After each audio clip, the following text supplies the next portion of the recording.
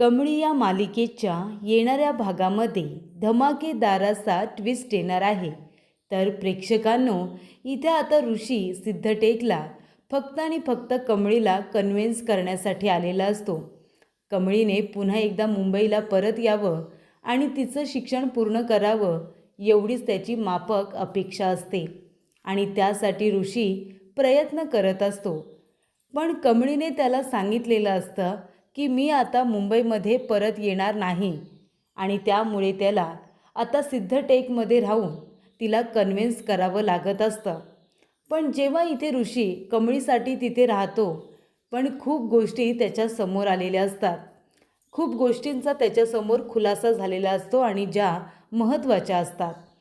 पहिली गोष्ट म्हणजे इथे आता ऋषीला समजलेलं असतं राजनची बायको दुसरी तिसरी कुणी नसून सरू मावशी म्हणजे इथे गौरीच आहे। या गोष्टीचा खुलासा झालेला असतो। तर येणाऱ्या भागामध्ये ऋषीच्या हाती राजन आणि सरूच्या लग्नाचा फोटो लागल्यानंतर इथे ऋषीला खूप मोठा धक्का तर बसलेला असतो।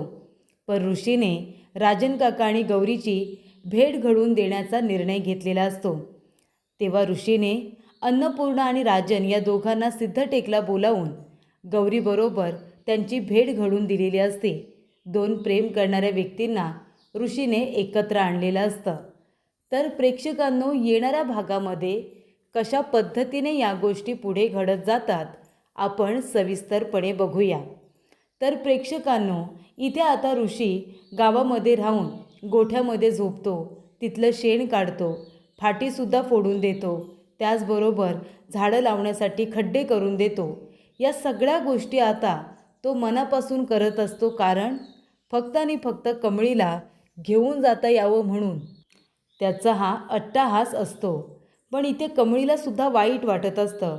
ऋषीने गावामध्ये राहावं, त्याचे हाल व्हावे, त्याला मच्छरांनी चावावं अशी तिची अजिबात इच्छा नसते। तिचं फक्त मन आता नाराज झालेलं आहे। देवाने इथे ती मुंबईला गेल्या गेल्या तिच्या आबांना तिच्यापासून दूर केलं आणि त्यामुळे ती मनातून खचून गेले आणि तेव्हा तिला आता कुणासाठीच काहीच करावंसं वाटत नाही आहे। तिला फक्त गावाकडं राहून तिच्या आईबरोबर आता राहायचं आहे आणि म्हणून ती मुंबईला जाण्यासाठी नकार देते। आबांचं स्वप्न पूर्ण करण्यासाठी तिने खूप काही सहन केलं, पण शेवटीला ते यश बघण्यासाठी आबाच राहिले नाही आणि त्यामुळे तिच्या मनातली ती इच्छा अर्धवट राहिल्यामुळे की आबांनी माझं कौतुक करावं, अव्वल गुणांनी पास झाली म्हणून गावामध्ये पेढे वाटावे, आबांनी सगळीकडे जयघोष करावा की माझी कमळी उत्तीर्ण झाली, पण ते करण्यासाठी आबा नव्हते म्हणून ती मनातून आता खूपच जास्त नाराज झालेली असते आणि त्यामुळे तिचं हे नैराश्य आहे ना, ते तिला पुन्हा मुंबईमध्ये जाऊन शिकण्याची काही अनुमती देत नसतं। पण तरीसुद्धा इथे ऋषी म्हणतो की जोपर्यंत मी कमळीला माझ्याबरोबर घेऊन जात नाही ना, तोपर्यंत मी काही स्वस्थ बसणार नाही आणि त्या अनुषंगाने त्याचे प्रयत्न आता सुरूच आहेत। कमळीला जो त्रास होतोय तो त्रास आता त्याला बघवत नाही आहे। त्याला असं वाटतं की कमळीने या सगळ्यातून बाहेर पडलं पाहिजे आणि स्वतःच्या शिक्षणाकडे लक्ष दिलं पाहिजे। पण प्रेक्षकांनो, कमळीलासुद्धा ऋषीची झालेली ही अवस्था काही बघवत नाही आहे। तिलासुद्धा वाईटच वाटतंय। पण तरीसुद्धा निंगे आणि बंड्या पूर्ण प्रयत्न करतायत की ऋषीने सगळं काही सोडून मुंबईला शहरामध्ये परत जावं, कारण ते तिघेही आता शहरामध्ये परत जाणार नसतात। पण तेवढ्यातच इथे आता ऋषी हा खूपच जास्त थकलेला असतो। त्याच्या हाताला फोड आलेले असतात काम करून करून।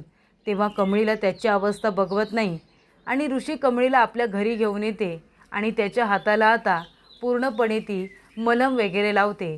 दुधाची जी साई असते ना, ती त्याच्या हाताला लावते जेणेकरून त्याला बरं वाटावं आणि ती म्हणते की सर थांबा, आता जाऊ नका, जेवूनच जावा, आई येईलच एवढ्यात, मग तुम्ही जेवूनच जा। तेव्हा ऋषी म्हणतो ठीक आहे, बरं माझं एक काम आहे, जेवण होऊ दे आणि काकूंना पण येऊ दे, तेवढ्यात मी आलोच। तेव्हा ऋषी त्याचं काम असतं म्हणून पुन्हा बाहेर गेलेला असतो आणि कमळी इथे धान्य वगैरे आता व्यवस्थित भरून ठेवत असते। ऋषीचं काम झाल्यानंतर तो घरी येतो आणि म्हणतो, कमळी झालं का तुझं काम आणि काकू कुठे आहेत? काकू, तो हाका मारत असतो। तेव्हा कमळी म्हणते, ऋषी सर, आई आली होती पण आई अजून धान्य आणण्यासाठी गेली, ती येईलच एवढ्यात, काळजी करू नका। तेवढ्यातच इथे सरू गोण घेऊन आलेली असते आणि ती म्हणते, कमळे, ए बाळा कमळे, अगं इकडे ये बरं. तेव्हा कमळी बाहेर जायला निघणार, तेवढ्यातच ऋषीला तो आवाज ओळखीचा वाटतो आणि तो म्हणतो की कमळी एक एक मिनिट, मी जातो. आणि तो आता ती गोण उतरण्यासाठी आलेला असतो. तेव्हा सरूच्या पाठीवरती असलेली गोण तो पकडतो आणि खाली ठेवतो. त्यानंतर ती आपलं तोंड पुसत मागे वळून बघते आणि तेव्हा ऋषीचं लक्ष जातं तिच्या चेहऱ्याकडे आणि तो म्हणतो की सरू मावशी, म्हणजे तुम्ही साधना मावशी आहात ना? साधना मावशी, तुम्ही इथे कसं काय? तेव्हा प्रेक्षकांनो, साधनाला काय बोलावं काही कळत नाही. तेव्हा तिथे कमळीसुद्धा आलेली असते. तेव्हा ऋषी म्हणतो की तुम्ही कमळीच्या आई आहात का? मग तुम्ही आमच्या इथे साधना मावशी म्हणून काम करत होता? तेव्हा कमळी म्हणते, आई, हे समजा काय आहे? साधना मावशी म्हणजे ऋषी सरांच्या इथे तू नाव बदलून काम करत होतीस, सांग ना. तेव्हा इथे आता ऋषी म्हणत असतो, कमळी, मला याबद्दल खरंच काही माहिती नव्हतं. मी तुझ्याबद्दल किती बोलायचो त्यांच्याबरोबर, भरभरून बोलायचो, पण कधीच त्यांनी मला कळूसुद्धा दिलं नाही की त्या तुझ्या आई आहेत म्हणून. तेव्हा इथे कमळी म्हणते, तरीच त्या माझ्यासमोर चेहरा लपून असायच्या. चेहऱ्यावरती प्रत्येक वेळेला त्यांच्या पदर असायचा, बरोबर ना? म्हणूनच ना आई, तू हे सगळं केलंस, मला काही कळू नये म्हणून. तेव्हा ती म्हणते की बाळा, हे समजा मी तुझ्यासाठी केलं. आबा गेल्यानंतर मला तुझी लई आठवण येत होती गं, म्हणून मी तुला भेटायला आले होते. तुला इथे भेटायचं, तुला बघायचं डोळं भरून, म्हणून मी आले होते. पण आता मला कुठे माहिती होतं की तू ज्या ठिकाणी राहतेस तिथे आता लोक तुझ्या वाईटावरतीच टपलेली आहेत. मी जर समोर आले असते तर तू मला 1000 प्रश्न विचारले असतेस. आबा कुठं आहेत, मग मी कशी काय आले? त्यामुळे मी तुला समोर काही भेटायला आले नाही. पण मी ऋषीबाबाजवळ नेहमी तुझ्याजवळ बोलायचे, तुला माझ्या हाताने डबा वगैरे बनवून द्यायचे. पण मी तुझ्या समोर आले नाही, कारण मग तू आबांबद्दल विचारशील आणि जर मी सत्य सांगितलं तर तू कोलमडून पडशील, जशी आता कोलमडून पडलीस. त्यामुळे मी तुझ्या समोर आले नाही. बाकी माझा काही उद्देश नव्हता. मी तिथे फक्त माझ्या लेकीला भेटायला आले होते. पण माझा छोटासा अपघात झाला आणि त्यानंतर ऋषीबाबा मला त्यांच्या घरी घेऊन गेले आणि तिथे गेल्यानंतर मला कळलं की ते तुला शाळेमध्ये, कॉलेजमध्ये शिकवतात. त्यामुळे तुझ्याबद्दल त्यांच्या तोंडून खूप वेळा मी खूप गोष्टी ऐकल्या आणि मग मला कळलं की जर मी इथे राहिले, यांच्याकडे काम करत राहिले, तर मला कमळीला भेटता येईल, तिला बघता येईल आणि म्हणूनच मी त्यांच्या इथं राहणं हे पसंत केलं. असं इथे सरू आता खरं खरं कमळीला सांगते. त्यामुळे इथे आता ऋषी म्हणतो, पण तुम्ही साधना मावशी असं का केलं? मला जर खरं सांगितलं असतं तर मी तुमची आणि कमळीची अगदी व्यवस्थितरित्या भेट घडवून दिली असती ना. तेव्हा इथे सरू म्हणते, जाऊ दे ऋषीबाबा, झालं ते झालं, पण सत्य हेच आहे की मीच कमळीची खरी आई आहे. त्यामुळे इथे ऋषीला खूप जास्त छान वाटतं की इथे कमळीची आईसुद्धा तिच्यासारखीच साधी भोळी आहे. त्यामुळे ऋषीला तिला भेटूनसुद्धा खूप आनंद झालेला असतो. त्यानंतर इथे ऋषीसाठी तिने छान असं त्याच्या आवडीचं जेवण बनवलेलं असतं. ऋषी जेवतो आणि आता तिथेच राहत असतो. त्यामुळे इथे आता सरूला आठवण आलेली असते ती राजन काकांची. ती म्हणत असते की आता आपली कमळी इथे माझ्याकडे परत आली. कमळीला तिथे सगळेजण मिस करत असतील ना, कमळीची सगळेजण आठवण काढत असतील. त्यामुळे मी काय करू? माझ्या कमळीला मी परत घेऊन आले हे त्यांना फोन करून सांगू का? त्यांच्या कानावरती टाकू का? असं ती म्हणत असते. आणि त्यामुळे इथे आता कमळी काही परत जायला मागत नाही आहे. तिला इथे आपल्या कुटुंबाची सुद्धा आठवण येत असते, पण ती आता त्यांना सत्य सांगू शकत नसते, कारण तिने आत्तापर्यंत सगळ्यांपासून लपवले की कमळी आता या जगामध्ये नाही, म्हणजे राजनची आणि तिची मुलगी या जगामध्ये नाही. मग ती कसं काय सांगणार? तेव्हा राजन काकांची आणि कुटुंबाची आठवण आल्यानंतर सरू आपला लग्नाचा फोटो बघत असते आणि तेव्हा पटकन ट्रंकमधून तो फोटो काढून बघत असताना तो बाहेर तिथेच राहतो आणि त्यानंतर तिला एक काम आठवतं. कमळी तिला आवाज देते म्हणून पटकन ती बाहेर येते आणि तो फोटो आता तिथेच रूममध्ये ठेवलेला असतो आणि तो हवेने उडत आता बाहेर आलेला असतो. ऋषी तिथेच असल्यामुळे ऋषीसमोर तो फोटो आलेला असतो, जो लग्नाचा फोटो असतो राजनचा आणि त्याचबरोबर गौरीच्या. तेव्हा तो फोटो बघितल्यानंतर ऋषीच्या पायाखालची जमीनच सरकते. म्हणजे एक सत्य त्याला समजलेलं असतं की कमळीची आई ही साधना मावशी आहे आणि दुसरं भयानक सत्य म्हणजे की इथे आता राजन काकांची बायको म्हणजे गौरी काकी यासुद्धा सरू मावशीच आहेत. आणि हे सत्य त्याला समजल्यानंतर त्याच्या पायाखालची जमीनच सरकलेली असते. तो लग्नाचा फोटो तो बघतो आणि मग त्याला कळतं की नक्कीच काहीतरी गडबड आहे. इथे आता मला राजन काकांनासुद्धा बोलवावं लागणार आहे. आणि तेव्हा ऋषी आपला फोन करतो आणि राजन काकांना फोन करतो आणि म्हणतो की राजन काका, इथे मी कमळीच्या गावी आलो सिद्धटेकला. तुम्ही इथे या. तुम्हाला कुणाची तरी भेट घडवून द्यायची आहे. खूपच महत्त्वाची भेट आहे. म्हणजे आत्तापर्यंत तुम्ही जे शोधण्याचा प्रयत्न करत होता ना, ते तुम्हाला भेटले असं समजा. तुमची प्रतीक्षा संपली असं समजा. तुम्ही सिद्धटेकला या.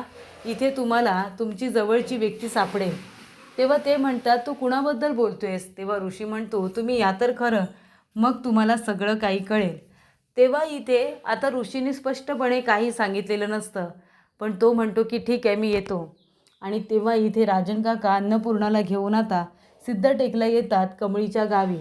कमळीला कन्व्हिन्स करायला, कारण ऋषीने सांगितलेलं असतं की मी इथे कमळीला कन्व्हिन्स करण्यासाठी आलो आहे. कमळी काही पुन्हा मुंबईला यायला तयार नाही. तेव्हा अन्नपूर्णा म्हणते की मी पण येणार.